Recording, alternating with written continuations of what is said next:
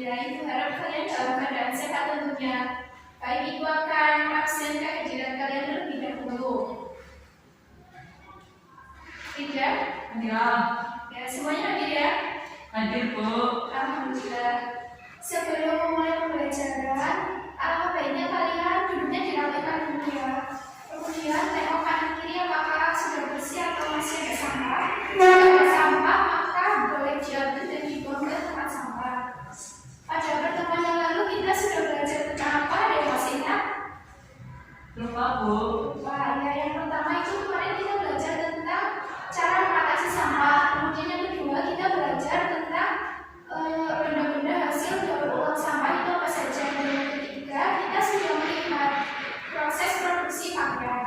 Kemudian pada pagi hari ini kita akan belajar tentang kegiatan usaha ekonomi masyarakat dan pentingnya menanam rasa tanggung jawab. Baik, untuk melatih konsentrasi kalian, Ibu ada ice breaking berupa tepuk semangat. Ada yang sudah tahu belum? Belum ya. Jadi contohnya tuh seperti ini. Tepuk semangat. Semangat kayak gitu ya. Bareng-bareng ya. Ya, Bu. Kita mulai. 1, 2, 3. Tepuk semangat. Semangat. Ya, udah fokus ya. Sedangkan tujuan pembelajaran pada pagi hari ini yaitu yang pertama, dengan mengamati gambar, siswa mampu menentukan jenis usaha yang ditunjukkan gambar.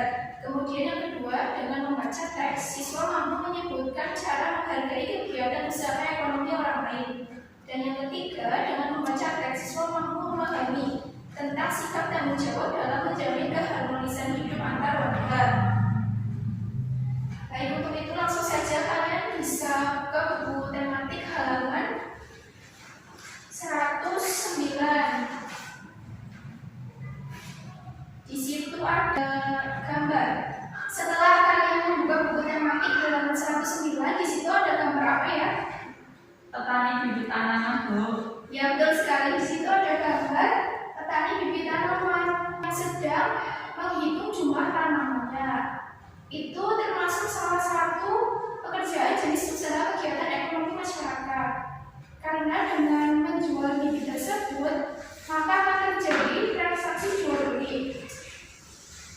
Lalu meskipun kegiatan itu terlihat sederhana, akan tetapi jasa menjual tanaman itu memiliki dampak yang sangat besar. Karena dengan menyediakan bermacam-macam tanaman yang akan tumbuh lalu menghijaukan lingkungan sekitar kita. Dengan banyaknya pohon, maka akan menghasilkan udara yang bersih, lalu akan dihirup oleh manusia. Jika udara yang kita hirup itu bersih, maka kesehatan pencernaan kita pun akan terjaga dan sehat. Kemudian pada gambar yang selanjutnya, apa yang kalian lihat? Cara menjual bibit tanaman sedang bertransaksi jual beli, Bu. Ya, betul. Seorang petani bibit tanaman sedang melakukan transaksi jual beli. Menjadi seorang penjual bibit tanaman itu merupakan suatu pekerjaan yang mulia. Karena apa? Karena setiap orang pasti akan melakukan suatu kegiatan ekonomi untuk memenuhi kebutuhan hidupnya. Ada yang menjadi petani, pedagang, nelayan, kemudian pegawai swasta, pegawai negeri, dan masih banyak lagi. Meskipun berbeda, setiap kegiatan usaha ekonomi harus kita hargai. Berikut ini contoh video tentang macam-macam profesi penunjang kegiatan ekonomi masyarakat. Yang pertama, pemadam kebakaran, bertugas melakukan penyelamatan jiwa dari ancaman kebakaran. Yang kedua, pilot, bertugas dalam penerbangan pesawat. Yang ketiga, arsitek, bertugas membuat rancangan desain gedung atau rumah. Yang keempat, dokter, bertugas mengobati pasien yang sedang sakit. Yang kelima, astronot, bertugas mencegah kerusakan dan memeriksa satelit yang mengorbit pada bumi. Yang keenam, fotografer bertugas mengambil gambar penting pada momen peristiwa. Yang ketujuh, tentara bertugas mempertahankan keutuhan NKRI dan melindungi keselamatan bangsa. Yang kedelapan, koki bertugas memasak dan menyajikan makanan dengan takaran bahan yang pas. Yang kesembilan, guru bertugas mendidik, mengajar, membimbing, dan melatih siswa supaya pandai. Yang kesepuluh, polisi bertugas memelihara keamanan dan ketertiban rakyat, menegakkan hukum, memberikan perlindungan dan pengayoman kepada masyarakat. Yang ke-11, petani sayur bertugas menanam sayur hingga panen, lalu menjualnya ke pasar. Yang ke-12, pedagang di pasar menjual dagangan berupa sayur, buah, daging, dan kebutuhan untuk makan yang lain. Yang terakhir ada nelayan, pekerjaannya yaitu menangkap ikan di laut untuk dimakan orang lain. Demikian video kali ini. Semoga bermanfaat dan dapat dipahami. Selanjutnya, Iko akan bertanya, bagaimana sih cara kita menghargai kegiatan usaha ekonomi orang lain? Saya caranya menumbuhkan persaingan yang sehat dalam kegiatan perekonomian. Yang kedua, menghormati usaha ekonomi orang lain dengan tidak iri atas keberhasilannya. Ya, betul sekali. Salah satu contohnya itu kita menumbuhkan persaingan usaha yang sehat dalam kegiatan perekonomian. Selain itu juga kita harus menjunjung tinggi setiap jenis pekerjaan yang dilakukan oleh orang lain. Kemudian ada meneladani keberhasilan orang lain dengan meniru sikap positif tersebut. Cara menghargai kegiatan usaha ekonomi orang lain. Yang pertama, menumbuhkan persaingan usaha yang sehat dalam kegiatan perekonomian. Tidak ada yang namanya saling menjelekkan barang dagangan satu orang dengan orang yang lain. Namun, di sini harus saling membantu sehingga akan tercipta persaingan yang sehat.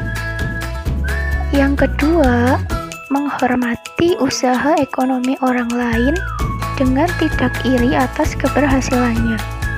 Justru kita sebagai rekan atau kerabat kerja harus menghormati usaha ekonomi orang lain. Dan jika sesama rekan kerja kita itu berhasil dalam usaha ekonominya, maka kita harus mendukung dan selalu menyemangatinya dan tidak iri atas keberhasilannya. Kemudian yang ketiga yaitu menjunjung tinggi setiap jenis pekerjaan yang dilakukan oleh orang lain.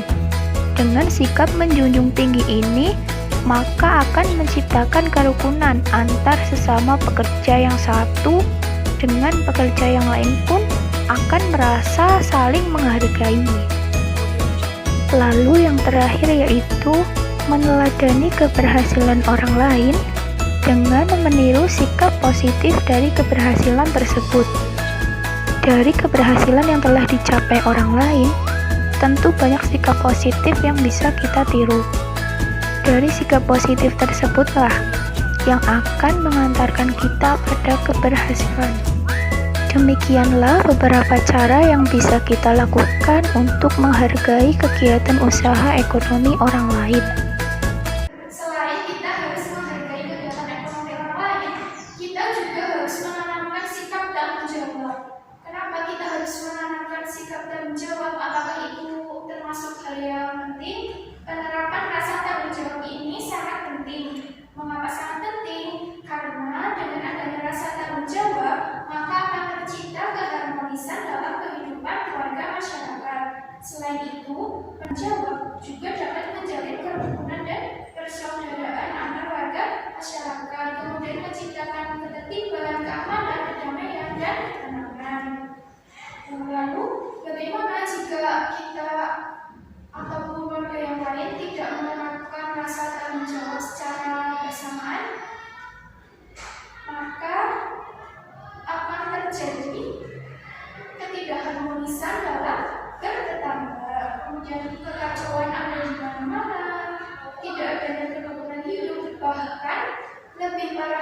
lagi, tidak akan tercipta ketertiban, ketenangan, dan keamanan dalam masyarakat. Oleh karena itu, biasakanlah untuk bersikap tanggung jawab dalam kehidupan sehari-hari. Berikut ini beberapa manfaat penerapan rasa tanggung jawab. Yang pertama, menjalin kerukunan dan persaudaraan antar warga masyarakat. Dengan adanya rasa tanggung jawab, maka kerukunan akan tercipta, sehingga rasa persaudaraan pun akan muncul secara erat antara tetangga yang satu dengan tetangga yang lain, atau antara orang yang satu dengan orang yang lain. Yang kedua, menciptakan ketertiban, keamanan, dan ketenangan hidup. Dari rasa tanggung jawab itu akan menciptakan ketertiban. Misalnya, dari ketertiban dalam menjalankan aturan-aturan yang ada di masyarakat. Menciptakan keamanan seperti diadakannya kegiatan ronda malam di setiap wilayah RT, sehingga akan tercipta ketenangan dan damai. Dari kesemuanya itu sangat berkesinambungan dan berkorelasi tentang pentingnya penerapan rasa tanggung jawab yang harus dibiasakan sejak anak usia dini. Demikianlah beberapa manfaat dari penerapan rasa tanggung jawab. Jika rasa tanggung jawab tersebut tidak diterapkan, maka akan menimbulkan kekacauan terjadi di mana-mana. Bahkan lebih parahnya lagi, tidak akan tercipta ketertiban, keamanan, dan ketenangan hidup. Baik, jadi seperti itu ya, penerapan rasa tanggung jawab itu sangat penting sekali. Untuk yang selanjutnya, apakah ada yang ingin ditanyakan? Ada, Bu. Apa? Apakah anak kecil juga harus punya rasa tanggung jawab, Bu?